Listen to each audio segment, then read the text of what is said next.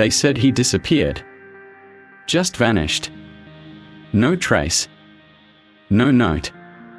Only silence and a story nobody wanted to tell. He had everything once: love, status, a future. But one by one, it all collapsed. And when there was nothing left, he walked away from the world. No phone. No money. No name. People whispered about him like a ghost. Until one day, something happened. Something no one expected. This isn't a redemption arc. It's a reckoning. Because sometimes the only way out is to let everything burn and see who you are in the ashes. Have you ever stood at the edge of everything you thought you were and watched it all fall apart?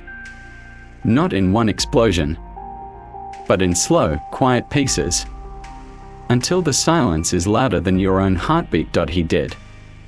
He watched the life he built rot from the inside. The career he gave everything to, gone in a single phone call. The woman he loved, cold eyes and a slammed door. Friends. They vanished the second the drink stopped flowing and the status faded. No one calls when you're no longer useful. No one checks in when you stop performing. People don't want your truth. They want your mask, and he was tired of pretending. For months, he lived in that space between who he was and who he could no longer be. Scrolling through job listings that felt like lies. Lying in bed at noon with the blinds closed, the light too painful, the silence too familiar. He stopped answering messages. Stopped checking the mirror.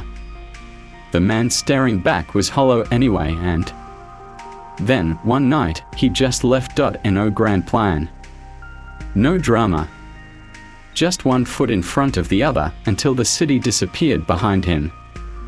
Until the noise turned to wind and the sky opened like a wound.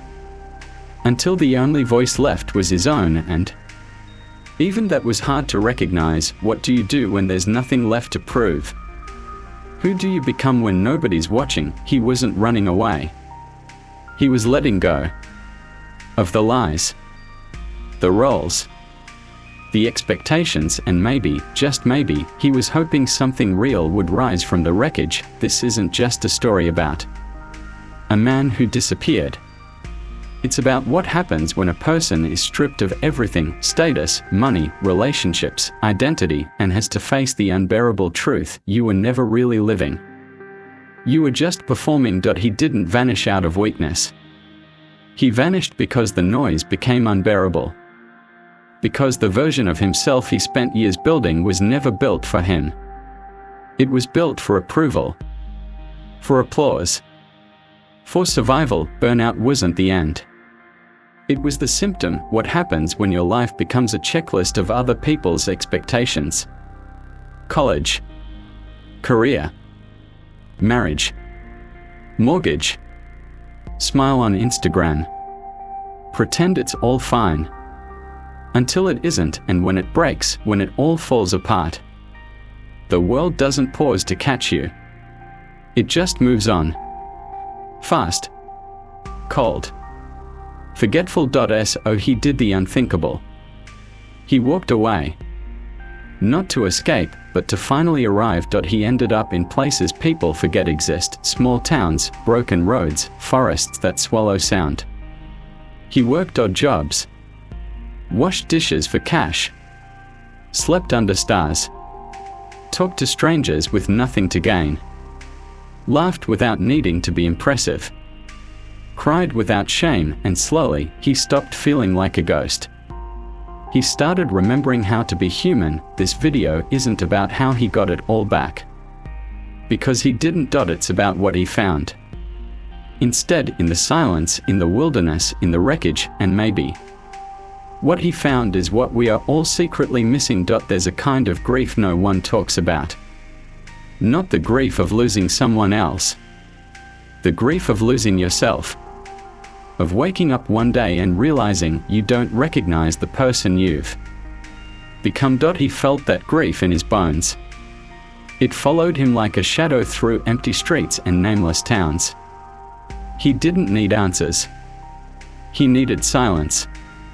He needed space wide enough to stretch the pain out, to scream into something that wouldn't scream back. In the early days, he said nothing.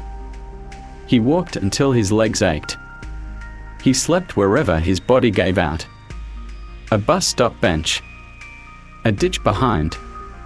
A gas station. A stranger's garage who didn't ask too many questions. Every night, he asked the same question: was I ever real? Not the job. Not the car. Not the carefully curated persona, him. And then, one night, under a sky so dark it swallowed time, he saw something move inside himself. Not a voice. Not a revelation. Just a flicker. A pulse. He wasn't dead. Just buried under expectations. Under shame. Under noise. He remembered a moment from childhood. Hiding under a table while his parents fought in the next room. Holding his breath. Learning early how to disappear. That's when it started. The habit of shrinking. Of becoming what people needed him to be. Not out of choice, but out of fear. Years later, that fear still ran his life. The suits. The smile. The I'm doing great. All of it, a performance to stay safe, but now there was no stage. No audience, only truth, and the truth was brutal. He was angry. He was lost. He hated himself for how long he had pretended, but in that rawness, in that ugly, honest mess, he started to feel alive. He met people who lived in the margins. A man who lost his family to addiction. A woman who hadn't spoken to her son in 12 years. A kid who lived in his van and made art no one would ever buy. They shared food. Stories. Pain. And no judgment. No filters. He found something sacred in those moments. Not in answers, but in being seen without having to explain. Healing didn't come in some grand epiphany. It came in the ordinary. Fixing a fence for an old farmer who paid him in soup. Watching birds wake the sky at dawn. Writing down his thoughts in a torn notebook he found in a dumpster. Every small act was a rebellion against the numbness. He started talking to himself. Out loud. Not to go crazy, but to remember how his own voice sounded. Sometimes he cried mid-sentence. Sometimes he laughed at the absurdity. Other times, he just sat in silence, learning that silence wasn't the enemy. It was the teacher. There's a part of every person that no one else sees. Not because it's hidden, but because we are too scared to look. He started looking. At the rage. The shame. The helplessness. And beneath all that, something deeper. A kind of hunger, not for success. Not for love. Not for meaning, but for peace. The kind of peace that doesn't come from fixing yourself, but from finally sitting with the broken parts long enough to realize they are not trying to ruin you. They are trying to reach you. Months passed. He kept moving. Not to run, but to stay in rhythm with the life he was rebuilding, not from ambition, but from truth. Then, one morning, he stopped. The town was small. A nowhere place on a dusty road. But it felt right. He got a job cleaning windows. Rented a room above a closed bookstore. Made coffee for neighbors who didn't care about his past. He planted a garden. He didn't post about it. Didn't call old friends. Didn't explain himself to anyone, and that was the freedom. He didn't want his old life back. He didn't want the applause, the likes, the image. He wanted mornings with no alarms. Conversations with no agenda.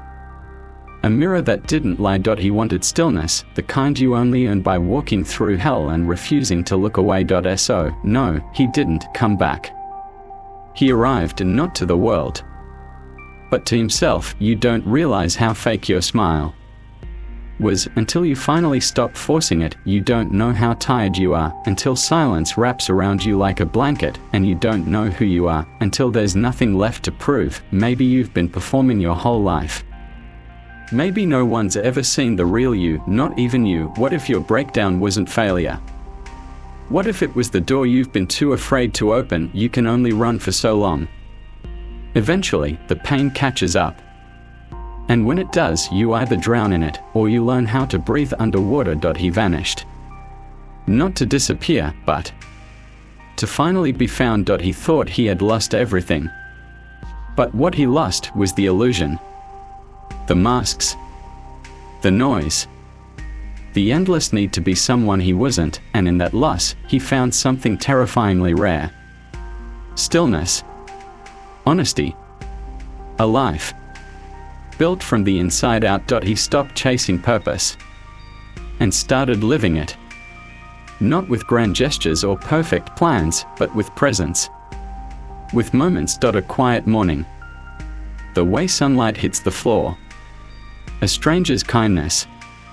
A breath that doesn't hurt. He didn't fix himself because he wasn't broken.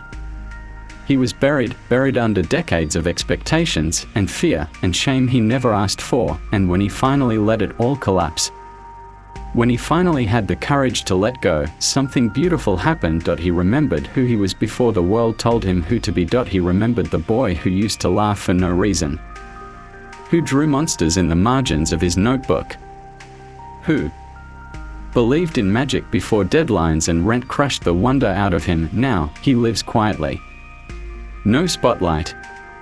No applause. Just peace. And when people ask where he went, he just smiles, because the truth is, he didn't vanish. He arrived. For the first time. And if you're honest with yourself, maybe that's what you've been needing too. Not more. Not faster. Not louder, just real. And maybe that starts with losing everything you were never meant to hold. If this story stirred something in you, don't scroll past it. Sit with it. Share it with someone who's been silent too long. Or maybe someone who disappeared without saying why.